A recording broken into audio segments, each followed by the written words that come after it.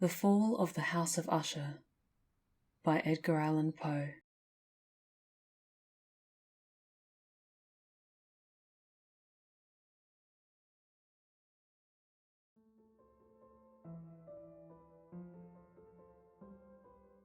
For several days ensuing, her name was unmentioned by either Usher or myself, and during this period I was busied in earnest endeavours to elevate the melancholy of my friend.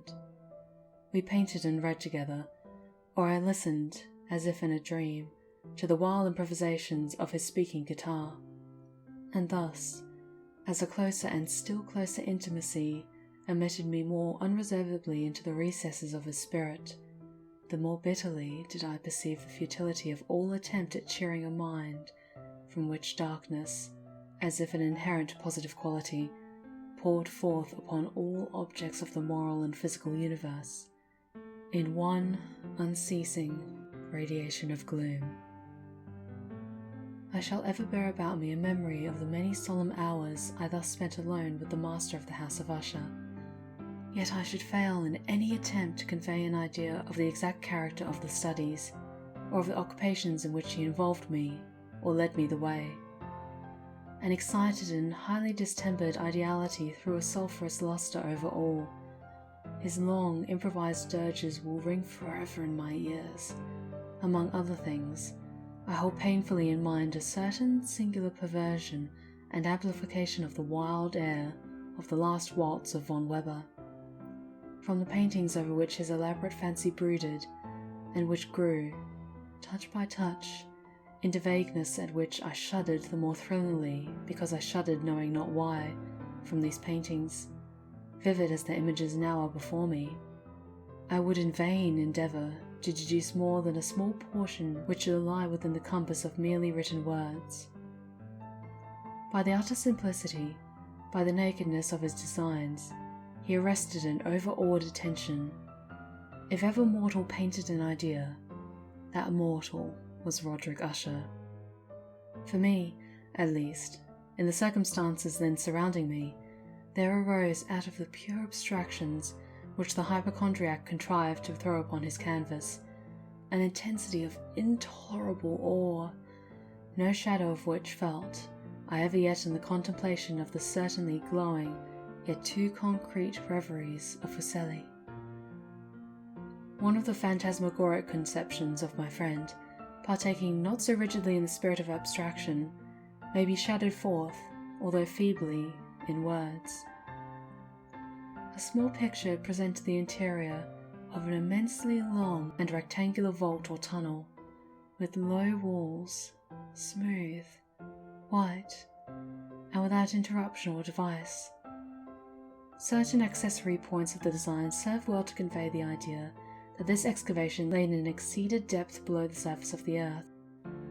No outlet was observed in any portion of the vast extent, and no torch or other artificial source of light was discernible. Yet a flood of intense rays rolled throughout, and bathed the whole in a ghastly and inappropriate splendour. I have just spoken of that morbid condition of the auditory nerve which rendered all music intolerable to the sufferer, with the exception of certain effects of stringed instruments. It was, perhaps, the narrow limits to which he thus confined himself upon the guitar, which gave birth, in great measure, to the fantastic character of his performances, but the fervid facility of his impromptus could not be accounted for. They must have been, and were, in the notes, as well as in the words of his wild fantasias, for he not unfrequently accompanied himself with rhymed verbal improvisations.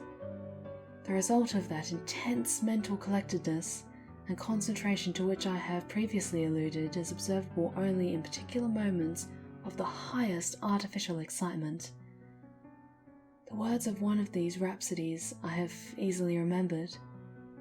I was, perhaps, the more forcibly impressed with it as he gave it because, in the under or mystic current of its meaning, I fancied and I perceived and, for the first time, a full consciousness of the part of Usher, of the tottering of his lofty reason upon her throne.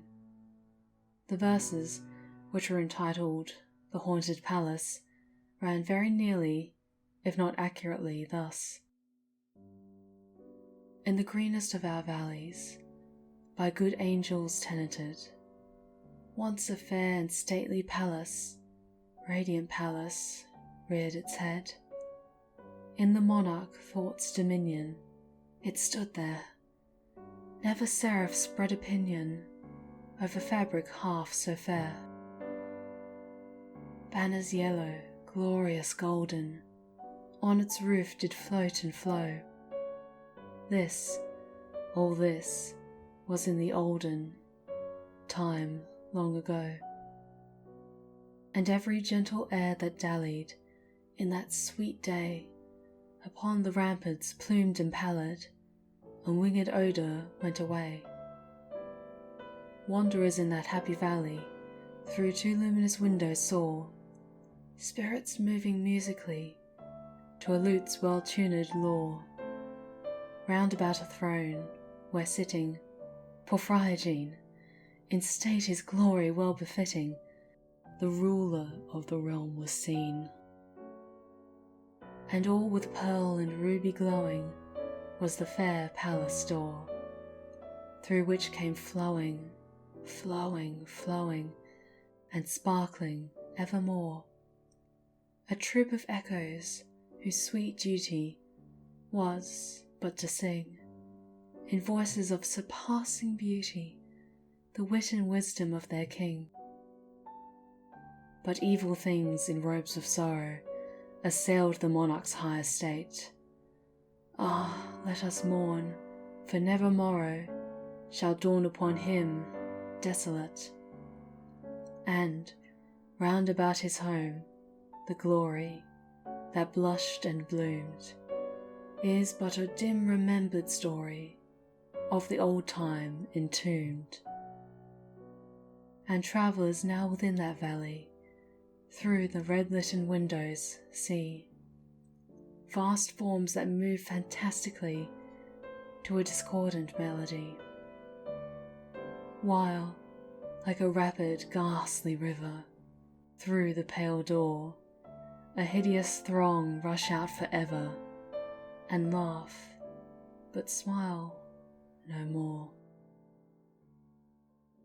I remember that suggestions arising from this ballad led us into a train of thought wherein there became manifest an opinion of Usher's, which I mention not so much on account of its novelty, for other men too have thought thus, as on account of the pertinacity with which he maintained it. This opinion, in its general form, was that of the sentience of all vegetable things. But, in his disordered fancy, the idea had assumed a more daring character, and trespassed, under certain conditions, upon the kingdom of inorganization. I lack words to express the full extent or the earnest abandon of his persuasion. The belief, however, was connected, as I have previously hinted, with the grey stones of the home of his forefathers. The conditions of the sentience had been here, he imagined, fulfilled in the method of collocation of these stones, in the order of their arrangement, as well as in that of the many fungi which overspread them, and of the decayed trees which stood around. Above all, in the long undisturbed endurance of this arrangement, and in its reduplication in the still waters of the tarn. Its evidence, the evidence of the sentience, was to be seen, he said, and I here started as he spoke, in the gradual yet certain condensation of an atmosphere of their own about the waters and the walls.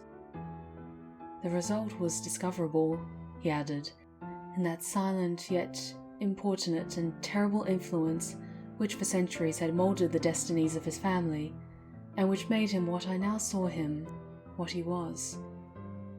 Such opinions need no comment, and I will make none. Our books, the books which for years had formed no small portion of the mental existence of the invalid, were, as might be supposed, in strict keeping with this character of phantasm. We pored together over such works as the Veuve et Chartreuse of Gresset, and Belphegor of Machiavelli, the Heaven and Hell of Swendenborg, The Subterranean Voyage of Nicholas Klim by Holdberg, The Chiromancy of Robert Flood, of Jean Dianger, and of de la Chambre, The Journey into the Blue Distance of Tieck, and The City of the Sun of Campanella. One favourite volume was a small octavo edition of the Directorium Inquisitorium by the Dominican Emeric de Sirion, passages in Pomponius Mela about the old African satyrs and Aegipians, over which Usher would sit dreaming for hours. His chief delight, however, was found in the perusal of an exceedingly rare and curious book in the Quarto Gothic, the Manual of a Forgotten Church, the Village Mortuum Secundum Coram Ecclesiae Maguntiae. I could not help thinking of the wild ritual of this work, and of its probable influence over the hypochondriac, when, one evening, having informed me abruptly that the Lady Madeline was no more, he stated his intention of preserving her corpse for a fortnight, previously to its final interment, in one of the numerous vaults within the main walls of the building. The worldly reason, however, assigned for this singular proceeding was one which I did not feel at liberty to dispute. The brother had been led to his resolution, so he told me, by consideration of the unusual character of the malady of the deceased, of certain obtrusive and eager inquiries on the part of her medical men, and of the remote and exposed situation of the burial ground of the family. I will not deny that when I called to mind the sinister countenance of the person whom I met upon the staircase on the day of my arrival at the house, I had no desire to oppose what I regarded as at best but a harmless and by no means unnatural precaution. At the request of Usher, I personally aided him in the arrangements of the temporary entombment. The body having been encoffined, we two alone bore it to its rest. The vault in which we placed it, and which had been so long unopened that our torches, half smothered in the oppressive atmosphere, gave us little opportunity for investigation, was small, damp, and entirely without means of admission for light. Lying, at great depth, immediately beneath that portion of the building in which was my own sleeping apartment. It had been used, apparently, in remote feudal times, for the worst purposes of a dungeon keep, and in later days, as a place of deposit for powder, or some highly combustible substance, as a portion of its floor, and the whole interior of the long archway through which we reached it, was carefully sheathed with copper. The door, of massive iron, had also been similarly protected. Its immense weight caused an unusually sharp grating sound as it moved upon its hinges. Having deposited our mournful burden upon the trestles within this region of horror, we partially turned aside the yet unscrewed lid of the coffin, and looked upon the face of the tenant. A striking similitude between the brother and sister now first arrested my attention, and Usher, divining perhaps my thoughts, murmured out some few words, from which I learned that the deceased and himself had been twins, and that the sympathies of a scarcely intelligible nature had always existed between them. Our glances, however, rested not long upon the dead, for we could not regard her unawed.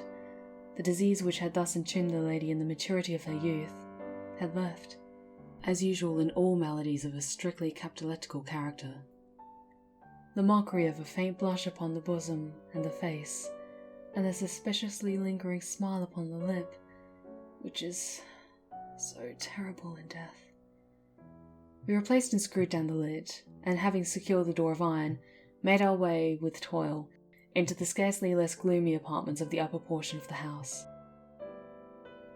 And now, some days of bitter grief having elapsed, an observable change came over the features of the mental disorder of my friend. His ordinary manner had vanished. His ordinary occupations were neglected or forgotten.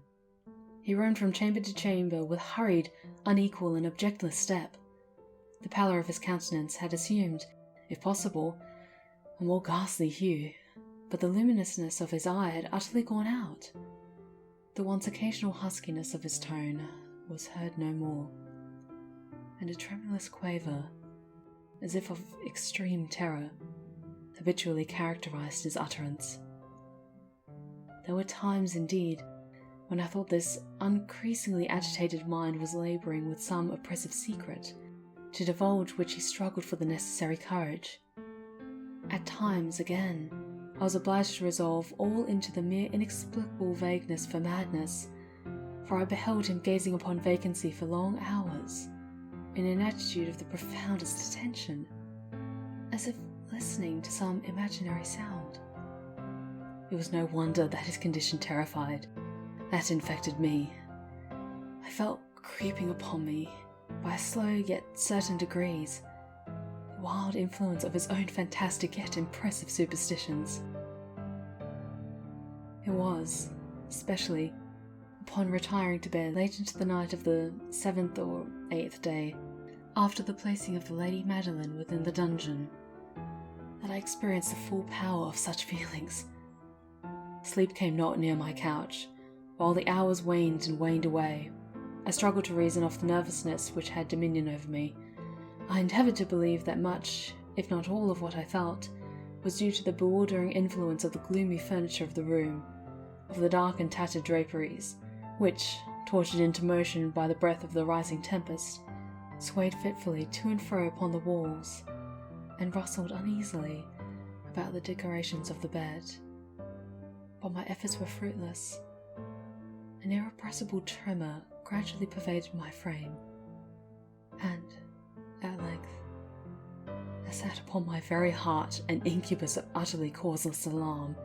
Shaking this off with a gasp and a struggle, I uplifted myself upon the pillows, and peered earnestly within the intense darkness of the chamber.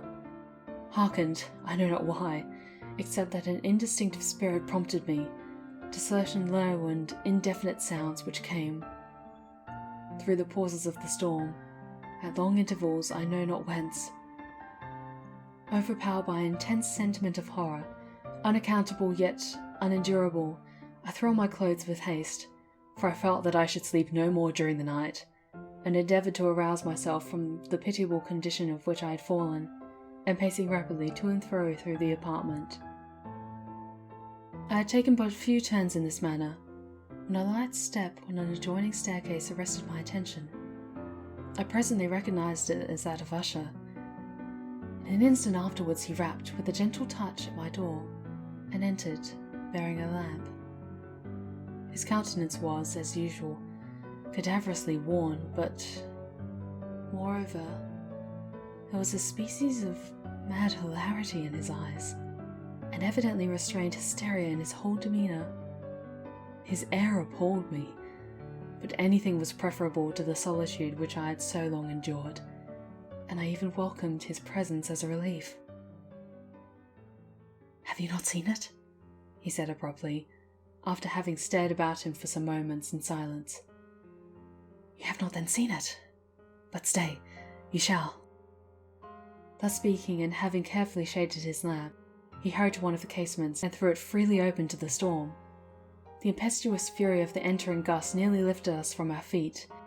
It was, indeed, a tempestuous yet sternly beautiful night, and one wildly singular in its terror and its beauty. A whirlwind had apparently collected its force in our vicinity, for there were frequent and violent alterations in the direction of the wind, and the exceeding density of the clouds, which hung as low as to press upon the turrets of the house, did not prevent our perceiving the lifelike velocity with which they flew careering from all points against each other, without passing away into the distance. I say that even their exceeding density did not prevent our perceiving this, yet we had no glimpse of the moon or stars, nor was there any flashing forth of the lightning, but the under surfaces of the huge masses of agitated vapour, as well as all terrestrial objects immediately around us, were glowing in the unnatural light of a faintly luminous and distinctly visible gaseous exhalation which hung about and enshrouded the mansion. "You must not, you shall not behold this," said I, shudderingly to Usher, as I led him with a gentle violence from the window to a seat. "These appearances which bewilder you are merely electrical phenomena not uncommon, or it may be that they have their ghastly origin in the rank miasma of the tarn. Let us close this casement. The air is chilling and dangerous to your frame. Here is one of your favourite romances. I will read and you will listen, so we will pass away this terrible night together." The antique volume which I had taken up was The Mad Tryst of Sir Launcelot Canning, but I had called it a favourite of Usher's more in sad jest than in earnest. For, in truth, there is little in its uncouth and unimaginative proxility that could have had interest for the lofty and spiritual ideality of my friend. It was, however, the only book immediately at hand, and I indulged a vague hope that the excitement which now agitated the hypochondriac might find relief, for the history of mental disorder is full of similar anomalies, even in the extremeness of the folly which I should read. Could I have judged, indeed, by the wild, overstrained air of vivacity with which he hearkened, or apparently hearkened, to the words of the tale, I might have well congratulated myself upon the success of my design. I had arrived at the well-known portion of the story where Ethelred, the hero of the tryst, having sought in vain for peaceable admission into the dwelling of the hermit, proceeds to make good an entrance by force. Here, it will be remembered, the words of the narrative run thus.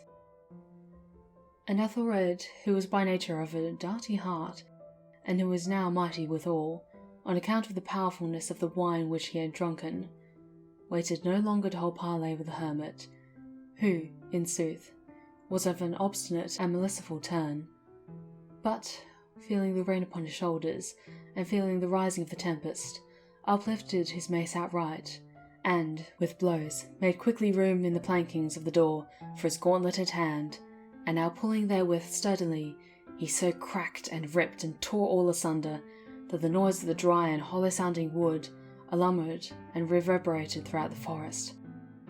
At the termination of this sentence I started, and for a moment paused, for it appeared to me, although I at once concluded that my excited fancy had deceived me, it appeared to me that, for some very remote portion of the mansion, there came, indistinctly to my ears, what might have been, in its exact similarity of character, the echo, but a stifled and dulled one certainly, of the very cracking and ripping sound which Sir Launcelot had so particularly described.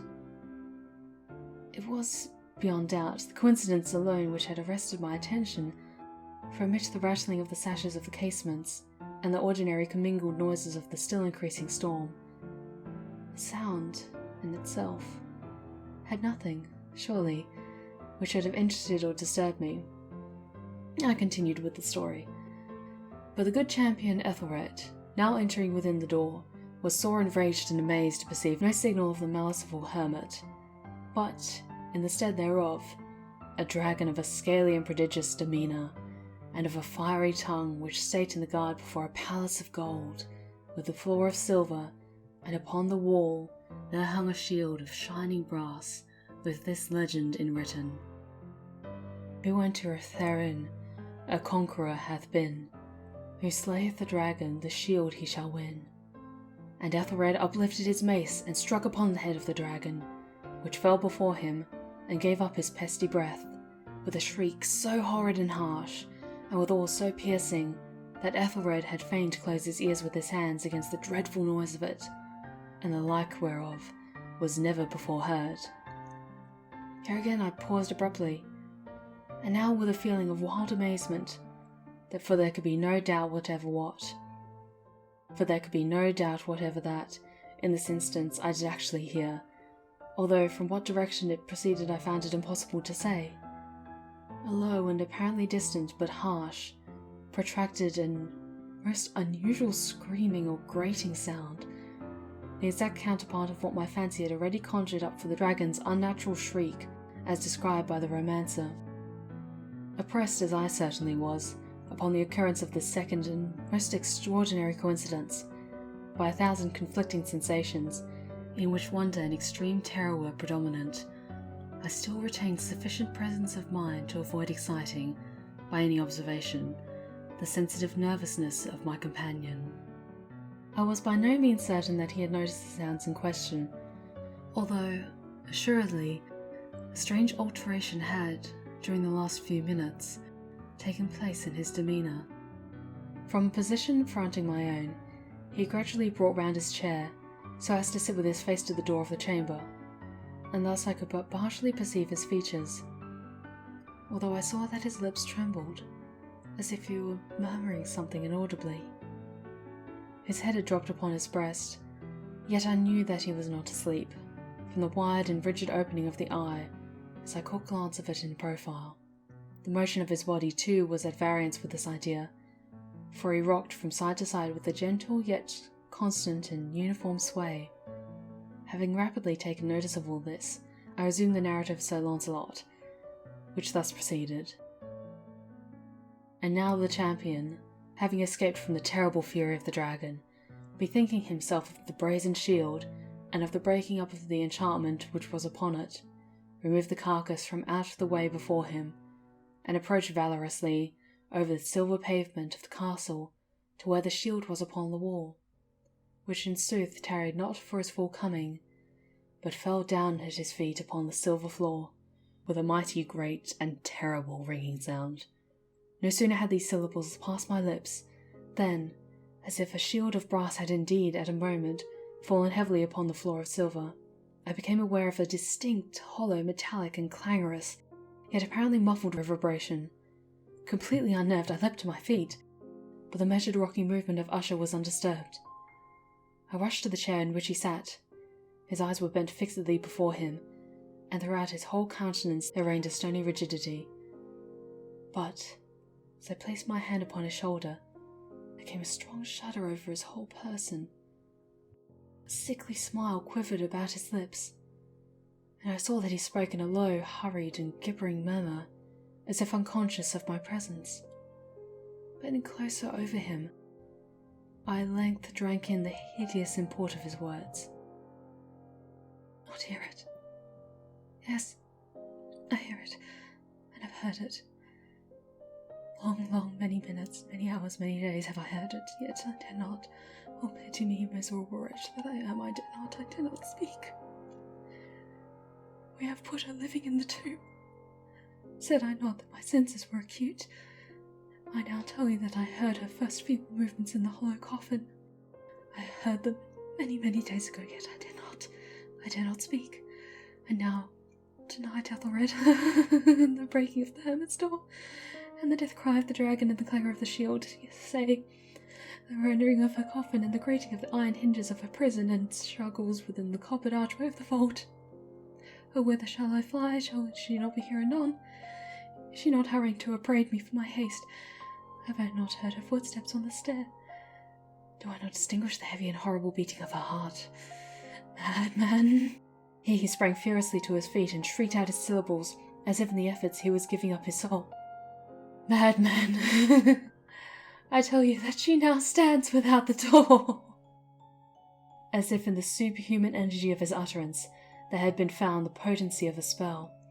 The huge antique panels to which the speaker pointed threw slowly back, upon the instant their ponderous and ebony jaws. It was the work of the rushing gust, but then without those doors there did stand the lofty and enshrouded figure of the Lady Madeline of Usher. There was blood upon her white robes, and the evidence of some bitter struggle upon every portion of her emaciated frame. For a moment she remained trembling and reeling to and fro upon the threshold. Then, with a low, moaning cry, fell heavily inwards upon the person of her brother, and in her violent and now death agonies bore him to the floor a corpse, and a victim to the terrors he had anticipated. From that chamber and from the mansion I fled aghast. The storm was still abroad in all its wrath as I found myself crossing the old causeway. Suddenly there shot along the path a wild light, and I turned to see whence a gleam so unusual could have issued. From the vast house, and its shadows were alone behind me. The radiance was that of the full, setting, and blood-red moon, which now shone vividly through that once barely discernible fissure, of which I had before spoken as extending from the roof of the building in a zigzag direction to the base. While I gazed, this fissure rapidly widened. There came a fierce breath of the whirlwind. The entire orb of the satellite burst at once upon my sight. My brain reeled as I saw the mighty walls rushing asunder. There was a long, tumultuous shouting sound, like the voice of 1,000 waters, and the deep and dark tun at my feet closed sullenly and silently over the fragments of the House of Usher.